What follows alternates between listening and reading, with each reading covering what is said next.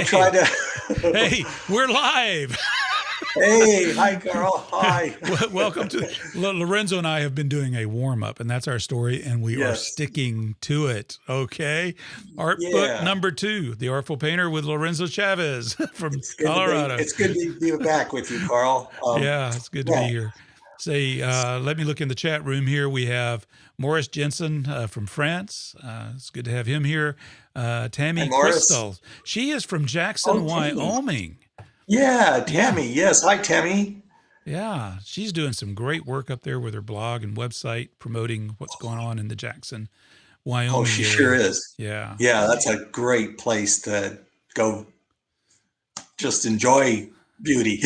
Yeah, and what a wonderful story her family has with the connections with the arts. I'll have to share that sometime, but I would love to. I would love to hear that. I know she's a Facebook friend of mine, and so hi, Tammy. It's good to have you join us. Yeah, really nice. Well, so before we got started, Lorenzo was telling me you're expecting a bunch of snow coming soon here in Denver, in the Denver area. Starting Friday afternoon, we're expected a couple feet of snow. We're getting 2 feet of sunshine. Nice. Oh man, sun some of it this way. We 73 degrees outside right now. That's in Fahrenheit for our European friends. I don't know what that is in Celsius, but anyway. Oh, well, here's a little secret about Colorado. We'll probably get 2 feet, and then next week we'll probably be in the 70s. So it's it can be, but it's beautiful when that snow falls and covers things. Oh my gosh, it's just I can't wait to get out and paint it. Yeah, Tammy says hi, Lorenzo. Hi, Tammy. I can see it up on the screen. Nice. Hi, Tammy. Oh, wow. So, but rain or snow, it doesn't stop you from painting outside. And I know you teach a lot of students, helping them with, coaching them with outdoor painting and painting in the studio. And one of the reasons I love talking with you, Lorenzo, is you are a librarian. An art librarian, an art book nerd. I hope you're not offended by that. Not at all. Not at all. I thought that was, when we had Kyle join us, I just felt fellowship with all 3 of you because it's all 2 of you and 3 of us. It was, it's just fun to be able to share book knowledge with other like-minded creatives. I'm going to get Kyle back in. I'm going to invite him in a future edition of the show. Who else is a book nerd? Art book nerd? Mitch Baird. Ooh, nice. Yeah, I can believe it. I can believe it. Yeah. Most artists I know have a nice collection of books. So, you got a deep well there to draw from. Yeah, well, I say I can always fake it. I can look like I'm reading it because it has a bunch of pictures. So that's the best part. So Lorenzo, I want to focus in on you and your recommendations this week. So let's dive in with our first book recommendation. What do you have to share with our audience today? So I was thinking about, we talked before and we shared a few books and I kind of got started. I really thought it'd be fun to kind of share, if I can get to them, 10 books that have been inspiring or influential for me as a landscape painter and as a plein air painter, books that I first learned about when I was first starting out. And I think that have become profoundly important in my development. So last week we talked briefly about a couple classics, right? And I'll try to hold them up. We talked about the Edgar Payne book. Let me put you front and center here so everybody can see it. Yeah, we talked about this one. So this is definitely on my recommended list. We also talked about Richard Schmidt's book, the landscape painting book. This one of first the one before Alla Prima, right? Right. This was one of and he had a book on figure painting. Were two of the books I first was introduced to. So I just wanted to kind of mention these two as still very important. But then what was fun was when I was thinking about this meeting with you today was digging through my library. It's like, God, what were the books that I remember just really hitting me in a profound way when I first wanted to become a landscape painter, when I made that decision to switch to mostly landscape. And of course, the 2 I mentioned, John Carlson's book, which I'll mention a little later, but that was also a profound one. But this little gem, it's called Oil Painting by Trevor Chamberlain. Are you familiar with his work? No. He's an English painter, and it was this book. I've got little notes here. This book came out in 1986. I think I found it probably 10 years later. I remember perusing the Meininger's art store here in Denver and ran across this book and just had to grab it. And it's just loaded with great information about this Englishman who, tips on what he does when he goes out to paint, the way he looks for subjects, his setups. He does a lot of things. He uses a Bashad box, which was the first time I'd heard about that. It's a little tiny miniature paint box that one can use, sitting in the corner of a cafe or in the car. So I mean, it really kind of something. What's that?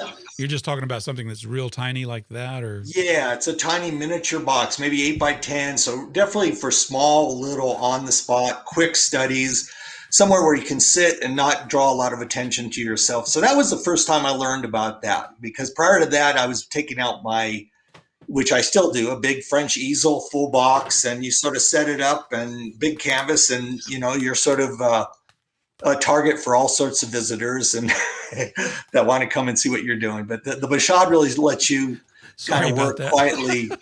Yeah. I got sidetracked. Oh, that's fine.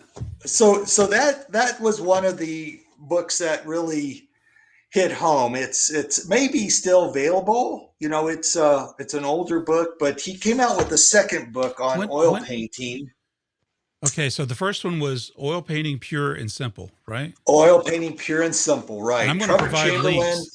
I will provide links in the description below once this video ends and gets processed.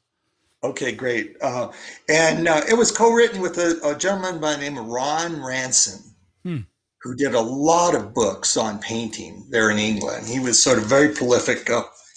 Can you hold that one back up, that second one? Sure. The second one here is Oils by Trevor Chamberlain. Oh, okay. This came along a little bit later, but it was just it added to the book on the Pure and Simple book. Great information. I highly recommend it. Let me see if I can show you a few pages here of some things. I know it's. Oh, that's interesting. Ran across an old photo of some buddies of mine that when we were out. Wow. Anybody we know? A little photo that's tucked in the book, so that's good. We were out there doing what we love. But just loaded. That's the thing. A book like that. See, if I'd found that in a bookstore or in an estate sale, that would have made my day to find that photo in that book. Yeah, that made my day. I haven't opened this book in a while, so I was tickled to see that again. Awesome. The photo is a couple buddies of mine who live here locally, a guy named Norbert Nagel and Mike Ray, who have been students of mine, and we've spent a lot of time painting, done some trips together, and it's been great. But I just wanted to, I was surprised to see that. So while I was digging around for, also taking classes as I was trying to learn more about plein air, and some of the teachers that were extremely inspirational and great mentors were, I'd mentioned Ned Jacob in the first podcast, and Mark Daly, who lives in Denver, part of what's called the Denver School. There's a group of artists that just profoundly good painters. Mike Lynch is another painter who used to show his works at a local gallery called James Fisher. This is back in the late 80s. And I used to just go to that gallery all the time it's funny to hear you say all of that, because I listened to Mark Sublette's podcast with Bill Anton yesterday. Yeah. And Mark makes the comment. He says, over and over and over, I keep hearing Ned Jacobs' name. Right. Yeah. For good reason. Good reason. He's quite a gentleman, and exactly what Bill said. Yeah, I listened to that podcast too, and Ned is just one of those guys when you're around him, art is a high calling Yes. and you take it seriously and you devote your life to it and he's not going to accept anything less than that. And he's profoundly inspiring in that way. And I was very fortunate that he was living here in Denver when I was starting. So I got to take a couple workshops with him and actually paint in his studio. He would, do some life drawing sessions, and just to watch this pro at work was, immensely educational. Never got to go outdoors and paint with him, but definitely always had Yeah. great conversations, inspiring conversations about what to do as an artist and as a professional. Well, I missed that boat, but I do love hearing everyone talk about that experience. It's very inspiring. It was, yeah, it was pretty neat. He lived here, and that group was very active. The Denver group, that's Mark Daly, Ned Jacob, Kang Cho, Len Schmidt was part of that group. Buffalo Kaplinski. There's a little book out. Actually, a guy named Mike Hirschman did a show out in Grand Junction, and there's a book about that group of painters. And someday there should be a large book. If I had any way of doing it myself, it would be a great book on that school, the Denver school. Mike I'll Lynch have to came look for on. that. Yeah, Mike Lynch kind of came on a little later, but he was definitely a student of Ned. Um, and this was probably in the mid to late 1980s. He Yeah. was he was quite an influential young painter on the scene and showing works in local galleries. And, I went to any kind of exhibition he ever had. There's another one. There isn't a book out on Mike Lynch yet, but there should be. um, but I wanted to mention them. So through that process, Ned had spent time in England, and he mentioned this. He always recommended this guy, Bernard Dunstan. Bernard You Dunstan. familiar with Bernard Dunstan? And Bernard came up with a number of books. This book here is called Composing Your Paintings. It's a little tiny paperback, but well loved. The pages are falling apart, but it's well loved, highlighted all over the place. Great advice and great tips on composing the landscape. How does that compare with, say, like Edgar Payne's book on composition? Oh gosh, good question. That's a very good question. Different. One thing Bernard does is as Edgar Payne does too, he dissected masterful paintings and kind of showed you the basic structure of these works. This book here, he was focusing on the English painters, Turner, Constable. So that was profound to see kind of his perspective on the English painters that inspired him. He painted very high key. His palette is very light in value, but just powerful works. If someone wants to Google his works, you'll see. And he sort of painted everything. He wasn't necessarily just a landscape painter. He covered it all. Nice. Yeah. I'm going to check that out. Yeah, that was one of the early ones that I just still have, and it's been a treasured volume in my library. And then that led to this guy, an American, Paul Strisak. Oh, I love that book. Paintings. Yeah. Do you have that book? I do have that one.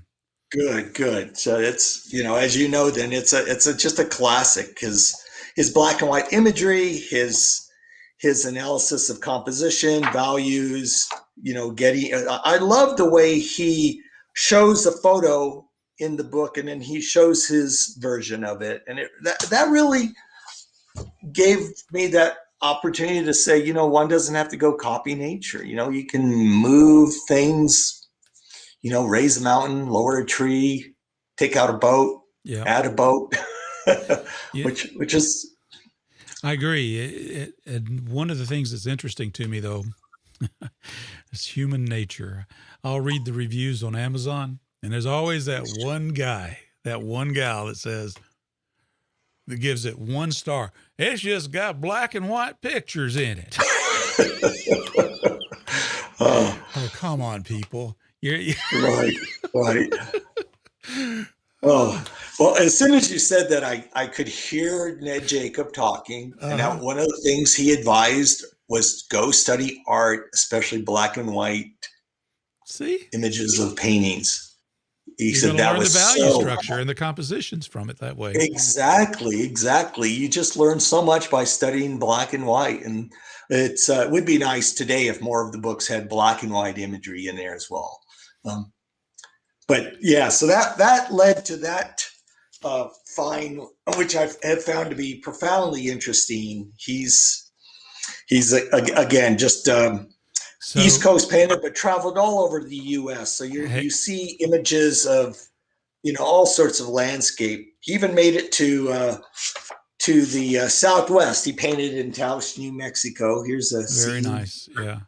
Right here, this side. I'm sorry, this side. Taos, New Mexico. So Morris Jensen is making a good point.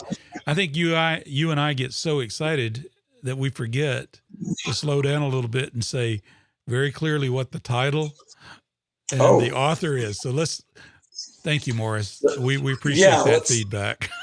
Let's do this. This book here it's by Paul Strisak. And the name of the book is The Art of Landscape Painting. Okay. Hold it up for everyone to see. There you go. Watson Guptill was the printer. And it came out, I believe, in I jotted down a little note here, 1972. So when that was first published. Yeah. So that brings me to... Well, hold on just a second, Lorenzo. Tammy makes an interesting comment here that was kind of related to what we were talking about. She says, an artist friend of mine here, Todd Korshorek, I'm probably mispronouncing that name, but she said has an incredible library. His art history knowledge is phenomenal. He says having good art books is like having beautiful Sunday mornings. Oh, my goodness. I like That's that, beautiful. Tammy. That is. Having good art books is like having beautiful Sunday mornings. I love it. I love that. That's perfect, Tammy. Thank you for sharing that. Well, they become good friends and loyal companions. They are just, nothing like spending time getting inspired, paging through books. Mm-hmm. And mostly what I'm touching on here are more of the how-to books that were printed, but what happens a lot of times, and I'm sure it happens with you, Carl, is you read about an artist, he mentions someone else, and then you want to dig in and find who that artist is, and then you want to find out who inspired that artist. It leads us down these rabbit holes. Yep. all the time, but it's an immense source of inspiration. Yeah, so true. Here's another one that this doesn't have the dust jacket. I started taking these dust jackets off the books. I used to visit with this landscape painter by the name of Charles Fritz out of Montana. Yeah. He'd come down to Denver and visit, and I used to do a show up in Great Falls, Montana, the C.M. Russell show, and always saw Charlie up there and stayed with him occasionally at his home in Bozeman. But he always said, you got to take the cover off and put those in a box because the cover is worth more than the book. Those dust jackets. Well, there's a lot of truth to that, but I'm not doing this to just buy and sell books. Right. I'm okay with a book that doesn't have the dust jacket. If it has it, that's great. But, yeah. What now? So repeat the name of that book and who the author is on that. So this book is 20 Landscape Painters and How They Work. And what it is, it's American artist. Who's the artist of that? I mean, the author of that. It's actually American artist put this together. It was edited by Susan Meyer. And what they did is, for a while, they were reprinting some of their articles that appeared in their magazines. So in this case, they just focused on a bunch of articles from landscape painters. Charles Burninghouse is in here.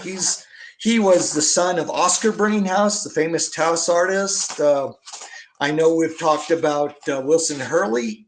Yep. There's a chapter in in here about him. He's, it's all about their approach and technique to art. One of the things I love in this book about what Wilson Hurley says is he so said, he's in that book too. Yeah, Wilson Hurley's in the book. Let me see if I can find that. Hey, here's. Okay, let me go full screen there. Oh my goodness, yeah. Yeah, so that's one of the articles. Wolf Kahn is in here. Just a number of Gene Parrish. Oh, Gene yes. Gene was related somehow to Maxfield Parrish. I don't know if it's a daughter or a cousin, but related to the famous Maxfield Parrish. But one of the profound things that Wilson Hurley says in this book that always struck me was he said, you've got to, when you go out to nature, he says, you got to feel the love of the day, feel the sunshine in the back.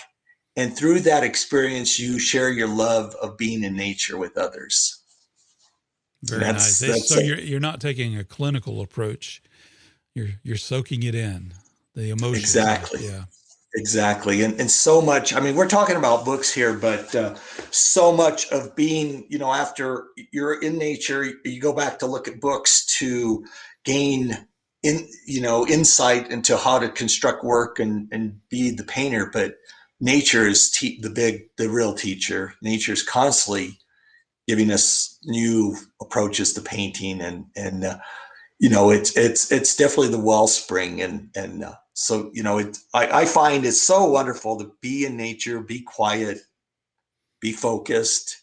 I miss all that. That's for sure. I'm looking forward to it very, very soon. I hope you get out. It's definitely it's a healing place. It's a good source of renewal for sure. Well, speaking of someone who really loved nature, let's take a little break here. Sure. Lorenzo, Deb asked this question. Your thoughts about Thomas Moran? I'll share my thoughts, and then Lorenzo, sure. I'd like to hear yours on that. Sure. Thomas Moran was probably one of the first artists, American artists, that I really became enamored of because of his exploration of the area of the American West back in the 1800s. His watercolor paintings and field sketches are just stunning. Mm-hmm. And I love his paintings as well. If you go to the rotunda of the Capitol, hopefully under peaceful conditions, you can admire one of Thomas Moran's remarkable paintings there. It is just, he was a stunning landscape painter. Oh my gosh. Yes. Just so inspiring. A lot of people don't paint like him, but that's okay. He said that generation, the Hudson River School, certainly set a beginning for American art today. Oh, for sure. For sure. Well, I agree with all you've said, profoundly important American painter, American landscape painter, documented, essentially kind of paved the way for us to appreciate the national parks in the West. And he came out and painted Colorado, painted the Mount of the Holy Cross, well as, covered, I think, as you said, instrumental in getting Yellowstone established. Green River. Yeah. Oh my goodness. You could go on and on. In fact, I know I was looking over here because I know I have a catalog here of Thomas Moran. Anything I could find on his work, I'm glad you mentioned that because it reminded me, I actually have a copy of one of his books. I have 2 copies of it. I don't know how that happened. So I have one of them for sale on my website. Is Thomas Moran, National Gallery of Art, Washington. I guess it was the catalog that went with that exhibit many, many years ago. But it's a gorgeous volume. I love that. Oh my gosh. But I have an extra one. It's the paperback version. I've got a hardback and a paperback, but I've got the paperback one available for sale. If anybody wants it, pardon the commercialism here, but I got to keep things going. So I'll have to go to your website and check that one out. Definitely. He's beautiful American painter. Just him, Bierstadt. I've got a Bierstadt, but right here within arm's reach in my bookcase. Look at that. Here's Bierstadt. Let me go. So let me go full screen so you can show that again. Okay. Here's a really nice big volume on Albert Bierstadt. Yeah, that's the Gordon Hendricks book. I have that one. That's a fantastic. You have volume. that one? Yeah. Oh yeah, great. And then not that long ago, I was teaching workshops in upstate New York. So we got in an area called Greenville, but we were close to the town of Hudson, so I had to go and make a pilgrimage to Frederick Church's home, Olana. Have you ever been to that spot? Yeah, it's beautiful. It's up on a hill on, I don't know, maybe 40 acres of land. And it was his homestead. From his balcony, you can look over the Hudson River, and it's just a gorgeous place. And they preserved, there's a lot of his sketches are in the building, and I would take my class there to paint, do some landscapes right on the ground. So, and then do a tour of Frederick Church's home. Wow. That's beautiful country. I have driven through that area and spent some time in like the Lake District area of New York and then Vermont. And it's such beautiful country. It's really beautiful. Definitely. And there is a beautiful book about Frederick Church that I have in my studio, so I don't have it close by. But... Well, we'll save that for another edition. Okay. Yeah. But great question, Deb. Thank you. So now we're back to, this is an old copy of John Carlson's book. Wait a minute. Let me go full. I'm a terrible camera operator today. Oh, that's all right. That's all right. Look at that. The reason this is an older copy. I've got several paperbacks, you name it. I mean, this book is probably number one in my list for books that I recommend to artists wanting to become landscape painters. I think that, for clarity, we need to say the full title to that book. Right. This is The Elementary Principles of Landscape Painting by John F. Carlson. So this is the one that precedes the one that most of us are familiar, which is Carlson's Principles of Landscape Painting. Right. He's got I'm looking over because I've got Carlson's a paperback version here. Yeah, Carlson's Guide to Landscape Painting. Excuse me. Exactly. It's gone under a number of different titles, but to me, Lorenzo, the biggest gem in look. Oh my gosh! Nice. I just got this. Oh, good for you. I just got this. That looks like an older copy. That's a little older. This is the first edition. Nice. First edition. Paid $30 for it. Can you believe that? Oh man, $30. That's a really good price. That's a really good. And now this is even better. Let's see if I can get this lined up properly. I hope everybody can see that. You probably can't see it. I can't. Is it signed by him? Yes. Oh my gosh. Oh wow. It's a gift that he gave to someone. Oh my gosh. Wow. It's a gift. How did I end up with it? Somebody had this book, didn't appreciate what it was, and sold it for $30. Wow. I've had that on my wish list for 2 years. Oh my gosh. So good recommendation. Yeah, definitely. It's a must for any landscape painter. I'm sure every landscape painter has this in their library, but it's a must have. I especially loved his chapter on the 4 value planes. Yeah. I think that's been a great way to understand a system of simplifying the landscape. So I wanted to point this one out because, I talked about the rabbit hole, and of course I found out his teacher was Burge Harrison. So I've got this little beautiful. Which edition is that? This is the first edition, 1909. Oh my goodness. So you got me beat on that one. It's not signed by him. But he, essentially when you read this, you can see where Carlson was getting a lot of his ideas, and Burge was his teacher. One of the gems in this book is his chapter on vibration in the landscape. And, he was a big fan at the time of the Impressionists and their sense of getting that vibratory quality that you see in landscape, that's sort of the moving, quaking leaves and the wind blowing. And it's a great description of how to achieve that. It's, broken brushwork and broken color is so important. That was the first time I saw that come up in a book, his description of what they call vibration. So this is a landscape painting by Burge Harrison. Yeah, let me get the official title for you. You can actually get this book. By... It's available as a reprint, very affordably. But you will see these old editions. I don't have the first edition, Lorenzo. I only have a 1913 edition. That's pretty darn. Yeah, But they're fine. The old books are fine, but the new ones are good. I think I have a new edition too.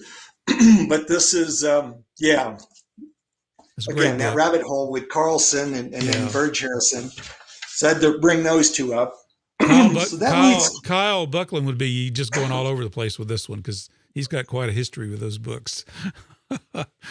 I bet. Yeah. It's we could go on and on just about those two books. But let's move on to another book that was really inspirational. It's called Landscape Painting by Adrian Stokes. Landscape Painting by Adrian. Let me go full screen so everybody can see that. Landscape Paintings by Adrian Stokes. Yeah, Stokes, R.A., Royal Academy. He was an English painter. He lived 1854 to 1935. This book came out in 1924. He was actually a friend of James McNeill Whistler. And if you don't mind, I'd like to read this little segment of... Yeah. He describes a visit he made in France to Whistler's studio. And this is what he says. Before I went to France, I had several times the privilege to visit the brilliant Whistler in his studio. And no great artist was kinder when talking to a younger than he was to me. On one occasion, rather hoping that he would tell me to go to Paris, I asked him where he had studied. His answer came like a flash. Wherever I happened to be. Once when looking with patience through some work I had brought to show him, he exclaimed, "The first moment is the artist's moment." Producing and etching, he continued, "You see, here we have gloom, and here glitter, and here long lines flowing upwards. That you feel at once, but when you begin to inquire what kind of flowers those little lights are, or what sort of stones these forms mean, you become a botanist, a geologist, or a whatnot. Yes, the first moment is the artist's moment." Wow. Is that cool? That is cool. But that's so true, isn't it? Nuggets. Do you think about your own experiences when you go exploring, looking for a place to paint? What do? You have that quiet, contemplative moment where you're just soaking it all in. So true. And to be amazed and just to take it in as, without giving labels to things is such a great way to look at landscape, to kind of get to that mindset where you're just open to what that first moment. But this book is filled with gems. So this guy, so excited to share his book because You're burning a hole in my wallet, Yeah, he was, okay, well, did I mention this 1924? He was influenced by the French Barbizon, the French plein air painters, the very beginning first plein air painters there was. And he was hanging out with them. So it's filled with nuggets of information with his time with the French painters. So I just wanted to, that was another great one that somehow through the pipeline, I heard his name and had to find this book on him. Yeah. We're chopping through this list. Man, you're doing a good job. I didn't think we'd make it through 10. How many we've done so far? Well, 6? we've done 2. No, I'm just kidding. 1, 2. I think 3, we're on 4, 5. We're halfway through. Okay, we might make it. I think we might. So here's another one you might enjoy. This has got a long title. Scoot it over. There you go. Pictorial Composition and the Critical Judgment of Pictures by Henry. Is that Henry? Henry Poor? Poor. Yeah. Yes, I have that book too. That is an Oh, interesting you book. do? Yeah, Oh, good, good. I love the typeface on this. I As do I used too. to It's be a very graphic. Art Deco, isn't it? It sure is. I love it. It's so When, tasteful. when was Um, that one published? this was published, let's see, I jotted a note, 1903. Good grief, man. Pictorial composition. I think it's a good addition to, Edgar Payne's book. It's a good one to Arthur Wellesley Dell's book on composition. Yes. Hmm. Well worth, you sort of are reading many ways of thinking about composing, and in landscape, it's, that's so important to come to landscape with that kind of composition sense. Right. Yeah. Here's a page where he's showing you the idea of line. Wow. Look at the liberal use of white space in the way that book is laid out. Isn't it beautiful? It's yeah. Yeah. Oh my goodness. They're They just left nice room to for touch. copious notes. Yes. Nice to touch, and just just a gem. That's nice. I haven't So I haven't read that book yet, but I do have it in my collection.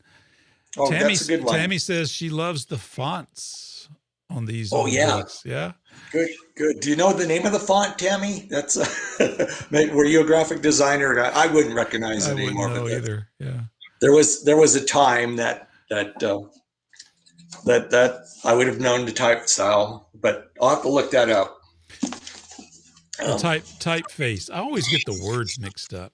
Isn't typeface what is the actual way everything looks? Yes. I may be getting this mixed up. And then the font is the actual description for the computer to draw it or render it. Is that right? I don't know. I don't know. When it comes to the computer part, that's where I sort of get lost. It's definitely the styles are beautiful. The different type styles are just amazing. Nope. So I also wanted to point out this painting back here, which you're seeing just part of it. Well, let's see if we can get the full. There you go. Wait. Is that one of yours? No, this is actually by the guy who's responsible for getting me into landscape painting. That's by Chuck Mardos.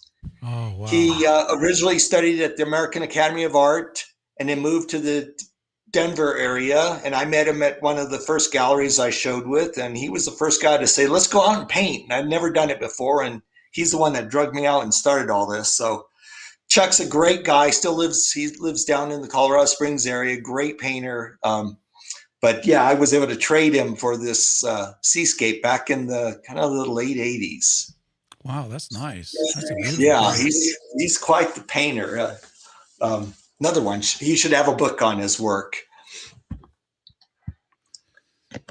Oh, Tammy's asking a question. She says the font is the style of the lettering. All right. I've been corrected.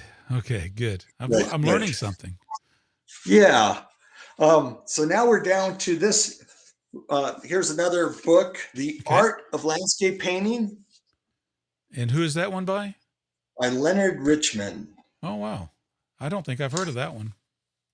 Leonard Rich. This was printed in 1946.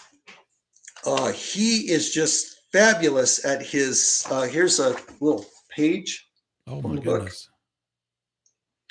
This is one of the favorite things I love about his book is the way he simplifies the landscape with these basic. Those are so much clearer than what's in Edgar Payne's book, because this is like little animated just little postage stamps. Yeah, isn't that amazing? He just really dissects the shapes, the lines in this book. He painted watercolor, oils, and pastels, and I think he did a book on every one of the mediums. But here's a painting and the little linear diagram of that. Is that terrific? That's wonderful. Yeah, just invaluable for the landscape painter, to get that in your head, to go out and see the landscape in this way, And it does have color in it. Yes. Yeah, they're those dip plates. Yeah. So here's here's a diagram, and then here's the pastel. I'm going to have to look for that book. Yeah, there's quite a few of his out. So this led to more finds. Here's another book by Leonard Richman called From the Sketch to the Finished Picture, Oil Painting. Oh, wow. Another one. Okay. Yeah, and that one was published in 1959. But just another great representation of, how to look at his description of the simplification of the values. Yep. And then here he's adding a little bit detail. Yeah. Just such a great way to start to train our mind. So is that yellow highlighting, is that yours? It is. So it's a well-used book. Nice. Oh, definitely. Yeah, a lot of these are highlighted. So yeah, I could go on and on just about this book. I have mixed feelings about marking my books. I want to sometimes, and I do sometimes, and then I say, "Oh no, should I have done that? I don't know." Yeah, I guess I should. I'm not chastising you, Lorenzo. That's not what I'm doing here. No, I definitely feel the same way. I don't mind marking my own, but when I purchase a book and it's been marked, then I'm like, okay, who am I listening to here? So they've got to hit you profoundly in the way you need to hear that message. And so, I definitely would probably buy an unmarked book, but so this one probably will never be sold or never find a buyer. So here's another little one, Essentials of Landscape Composition by the same author, Leonard Richman. Oh, wow. So that's 3 volumes by this guy. Yeah. And that's just a tip of the iceberg with his books. He's did a number of books, on landscape painting, but look at this great description of seeing. Wait, kind of the I forgot shape. to go full screen on you there. There you go. Look at that. Yeah, and I share this a lot in my workshops because one of the big challenges, and for me when I started, was to see less. To see less, to learn to look at nature in its most simplistic form, and that was a big hurdle to cross. Once you do, you can't see it. Again, you can't see that detail. I mean, you see it later, but you really start to see the big picture, and that's so important for the landscape painter. I love those thumbnails. Aren't they great? So in this book, he's doing all these studies in a sepia tone. Here's some linear studies. He asked you to get a fine tip brush, get some brown ink, and to do these studies in brown ink. Nice. Yeah. Now let me see. So I guess the top thumbnails is the map. It's a geometrical map of how it's going to be laid out. And then that's the sketches of the actual subject itself, or at least the masses and shapes. Right. That's where the simple shape became that more complex, but you could see the kind of the anatomy of it, the structure, the underlying structure. And you could almost see the modernism, right? I see Mondrian when I look at these, definitely. And look at the variation of those shape sizes. And that's something that, we get to nature, and nature's got a lot of variety, but as a painter, we've got to kind of break up the landscape into, these variation of big shapes, maybe 3 to 5 big shapes. And this is a great book that describes that. So Lorenzo, does this mean if I went and got an Etch-a-Sketch, it might make me better at composition? You know how an Etch-a-Sketch can only do? Yeah. Yeah. Yeah. Well, yeah. Why Okay, not? that was a bad joke. Bad joke. I'm sorry. Let's get. Keep it simple. I was trying to correlate the Etch-a-Sketch, because if you dropped it, you would be like, "There's my sketch. Where's my study?" Yeah. Get a sketchbook, Carl. That's always better. Yeah, Jeff, that was a bad idea. No, that was good. That was good. But yeah, here's another page.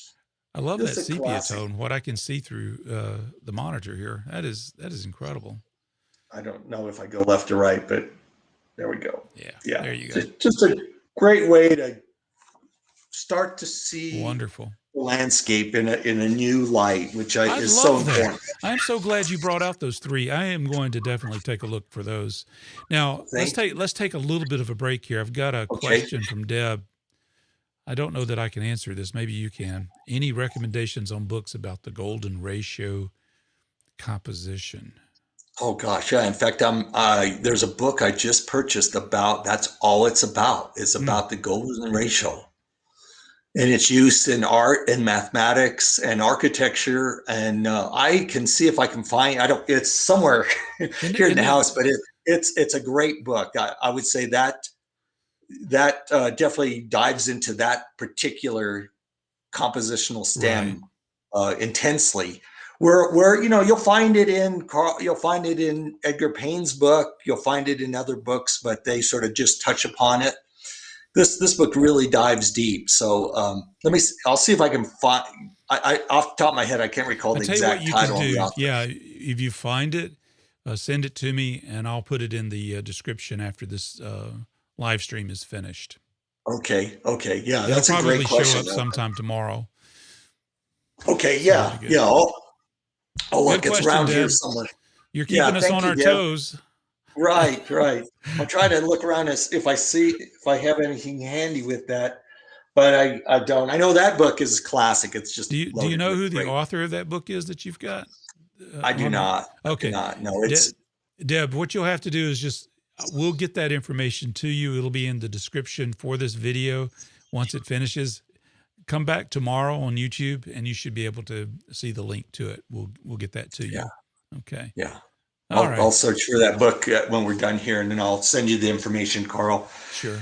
So I think I kind of covered a lot of the good books. Now we're down to the last one of the 10, and again, I'm focusing on.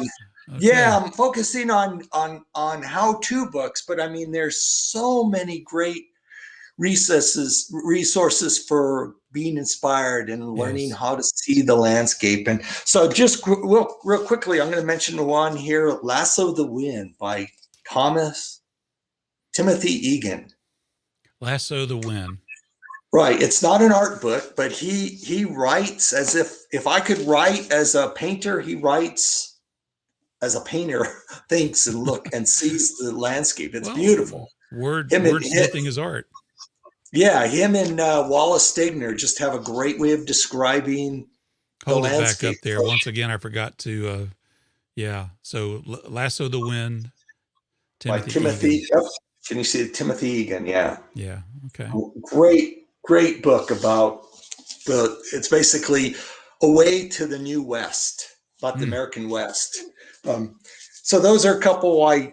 Another resource you might consider as you're diving into the painting arts is other ways of getting inspired. So let me touch on the last two here. Another Englishman. It's really interesting. So the Thomas Egan book, that was number 10. No, Timothy Egan was I just threw it in. I got you. All right. As I was putting all these books together, I thought, it's, thinking about doing this now for so many years. I started plein air painting back in probably the late 80s. It's well over 30 years. I've been teaching for well over 35 years. But, there's so many ways to get to this knowledge. And that's, and I do this a lot when I teach. I'll bring out books on photography. I'll talk about a film to watch, a classic film. I mean, there's so many ways to to understand the pictorial arts and the written word, and it came from guys like, when I studied with Clyde Aspavig, he really recommended Stegner. So of course I had to read Stegner, and Clyde recommends another book. It's called Your Brain on Music. Yes. And it's all about, you remember that? Yes. Mm-hmm. Yeah. That relationship between Clyde being an ex-musician now, or still musician, he found that relationship to the music arts, to the painting arts. Well, I have that book of his. I think I shared it in a previous episode of this art book talk, but it's Visual Music was a book that he put out. Oh, yes. And he talks about that. Yeah, that's a beautiful volume. It's an oversized volume of Clyde's work. It's just absolutely beautiful. You got anything you can get on Clyde's work. It's worth every penny and any investment.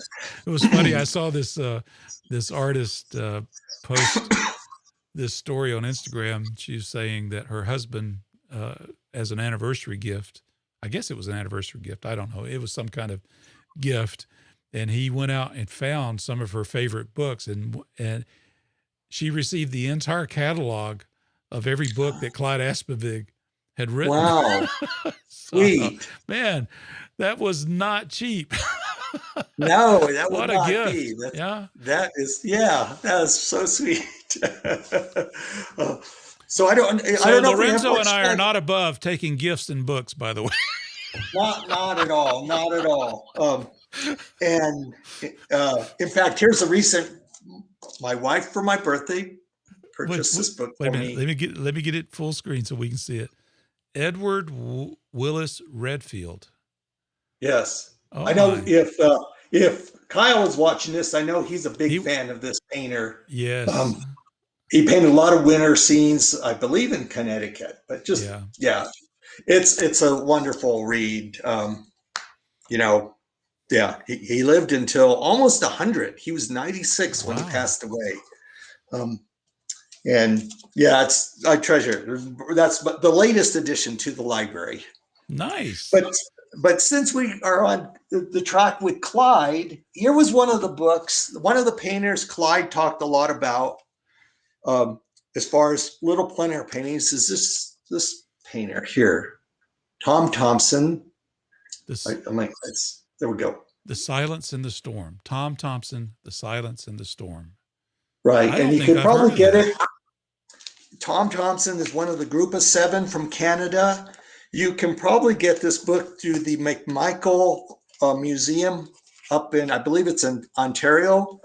But Tom Thompson is sort of legendary for his just going out and doing these little tiny plein air paintings. Wow, he did them on wood boards. That is nice. Recently, there was a YouTube little video on an auction they were having for one of his little 10 by 12 oils, and it sold for, I believe, like $1.2 million. Get out. No, it's $1.2 million. $1.2 million for just one of his little tiny paintings. But he is, Aspavig turned me on to this, and that opened that whole new realm of the group of 7 painters, which I highly recommend. Did you study with Clyde? I did. I was able to take a couple workshops. One was, he lived in Loveland, Colorado, for a short while. And so I took a workshop he had at his studio in Loveland. And then he taught a plein air workshop up in Marble, Colorado, which is up by Aspen. And that was a plein air workshop. And that was just a great experience. I was in my late 20s when I was able to take those, and it was, lucky that Clyde was here for a while. Oh, wow. That's nice. I have attended a lecture. He doesn't teach anymore, so I missed that boat a long time ago. He's actually, guess what though? I just saw he's doing something with the plein air live through that plein air convention. Clyde Aspavig? Which I was really get out happy to see that. So that was pretty cool. Oh well. So anyway, he's I was very fortunate that he was out here, and he taught the workshops through the Art Students League of Denver when it was a new school. And one of the really nice things is they made classes really affordable so anyone could have access to the workshops. So that's the only reason what I was able to afford it. I went up to Marble and camped in a tent the whole week, and it rained a lot, and my tent was flooding with water, but I was in heaven. I was in heaven painting the the local scenery, and the painter Jay Moore was in that workshop. Yeah, I don't know if you've spoken to Jay, and not yet. That's where and I know Dan Young. That's where I first met Dan. He was taking a workshop with Kim English, who was teaching it that same week, and we got to know each other there. So this was all before I got interested in doing it. So yeah. Did I tell you my one little Claude Aspivig story? No. What is it? Okay, so this was about 4 years ago, so I'm just getting started with all of this stuff. So I attended a lecture here in Atlanta. It was done by Olmsted Plein Air, and they invited me to come to it, and I was happy. I was happy to be able to attend. It was a really fascinating lecture. And afterwards, I met him, and he says, "Well, what do you do?" And I says, "Well, I'm semi-retired, and I'm just now learning how to paint." And he looks at me and he says, "Good luck with that." Good luck. Yeah. Oh boy. That's good. Yeah, it's like, I don't know, you were going to be able to make it this old. Oh, it's I'm not saying that. No, do it. Paint. I am. I just thought it was funny. It's realistic though. That's the thing I appreciate about Clyde is, he's a realist when it comes to a lot of this, but yet he's very, right. There's an emotional side, which you hear in his lectures. There was just a new one that was just put on the YouTube where he actually is showing a little bit. They give a little bit of insight into how he's painting. They recorded a demo. I wish they had made the whole demo available because I would have liked to have seen that. I've not ever seen him do it, but I really appreciated what he talks about. I love his books, and I enjoyed that lecture. I have a copy of that lecture somewhere in my files. I can't publish it obviously, but it's one that I save for my own personal use. So, he's definitely one of the American masters, one of the top landscape painters in our country right now. And he's any chance, if you get a chance to study with him or see any exhibition that he puts together, it's never a waste of time. It's always. I remember driving to Santa Fe to see a show of just small works. They got Peter's gallery. They had an exhibition of his plein air paintings. It was like 70 plein air paintings. It was terrific. Wow. I think they had to drag me out of the gallery, kicking and screaming, when they were closing. It's like, no, I don't want to leave. Man, I just want to get in a gallery, and not me. I'm not talking about my art. I want to get in a gallery or a museum to see people's works. Like, I'd love to go to the Steamboat exhibit with Oberg and Smith and Young, and sounds like Carsby, Stills, Nash and Young, doesn't it? Like a music group. Yeah, that's true. That's true. That's a good way of riding in the desert on a horse with no name. I love it. That's gonna stick. We'll have to. But yeah, it's hopefully the museums open up to full big crowds. They are still open. I was able to see a show here in Denver, the Remington and Homer exhibition. Oh, I bet that was amazing. It was great, and the Denver Art Museum did a really good job of keeping the numbers down, visiting and distancing. Kind of time flow thing. Yeah, I felt very safe and comfortable in there, and you had to wear your mask while you're looking at the art. But it was definitely a different feeling because it was very quiet and so you really got to get in front of paintings. In a way, it was actually, that's not a bad thing, is it?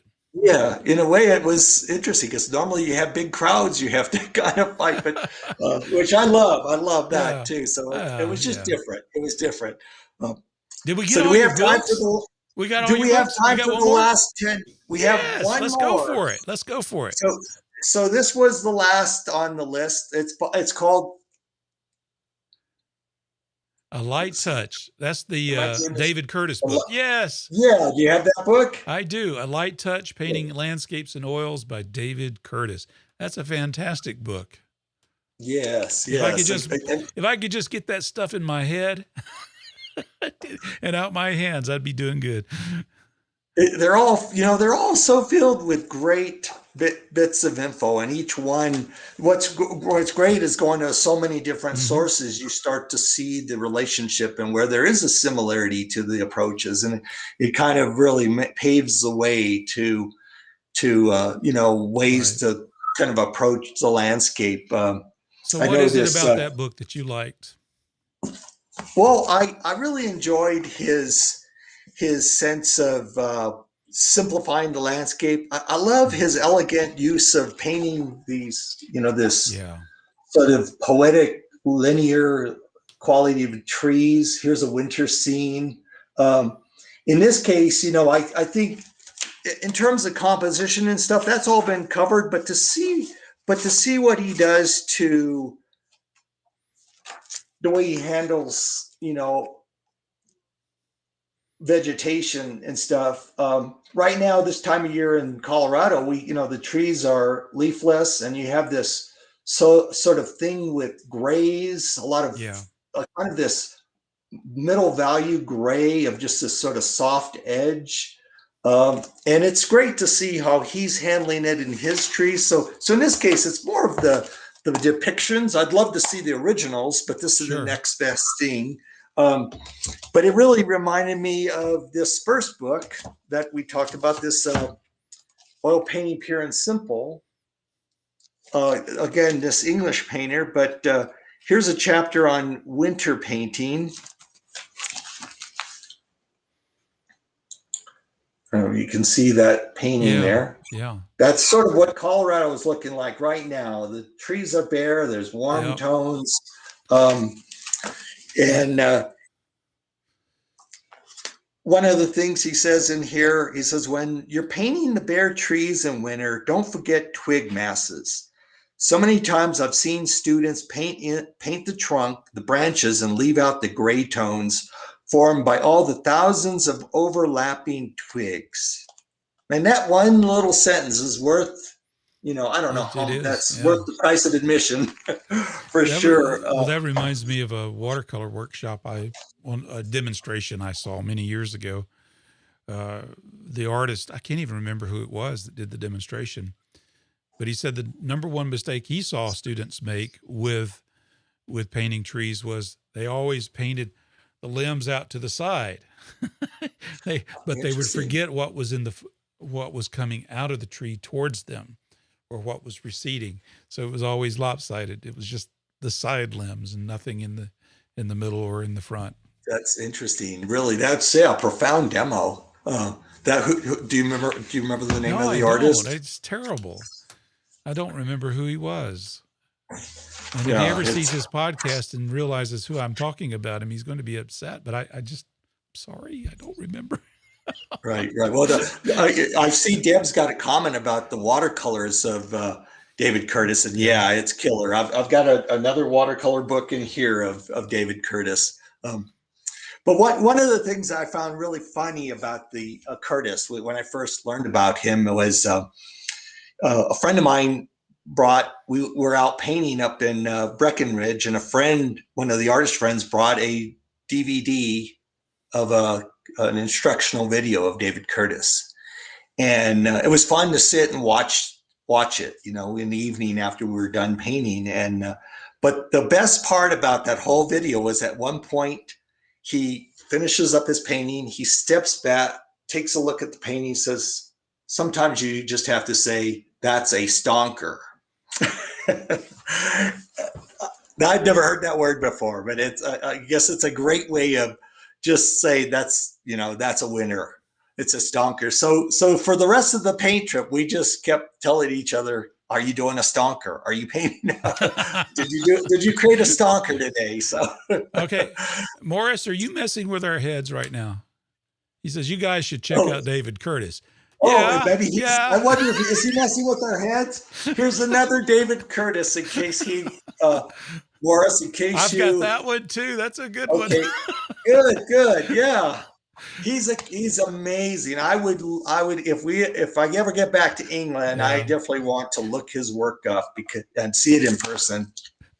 One of my favorite painters. Oh, Morris says I typed that before you showed the book. Sorry. Okay. Sorry, Morris. Thank you for letting us have a little bit of fun with that. We appreciate That's you. Good. That's good. Well, he's right on track. He knows this. He knows this list already. Yeah. I mean, I'm looking over here. Here's a couple books I don't want to overlook, but they're Hawthorne on painting. This is one that Ned Jacob highly recommended when I was studying with him, and he, it's all about spots of color. I don't know if there we go. Yeah, there you go. Yeah, Charles Hawthorne, just fantastic. Yeah. And that will lead you to so many other painters that painted in that Cape school there in Massachusetts, Henry Hinchy and that color school. But here's another gem, John Rushkin's The Elements of Drawing. He talks a lot about Turner in this book and Turner's approaches. So here's a guy who, lived while Turner was alive and knew Turner. And so, man, Rushkin was a prolific writer. Yes. But do you have this book? Yes, Carl? Yeah, I have that one. I have the same edition. I think the old Dover edition. Okay, yeah, that's what this is. Just I think it says here was $4.50. Yeah. It's funny. I just opened this up, and here's a note I wrote to myself in 2019. Oh, what does it say? It says, I can't read it. Paint what you love, and good will follow. And I think that's a good note to end this presentation on. Yeah, it was very inspiring.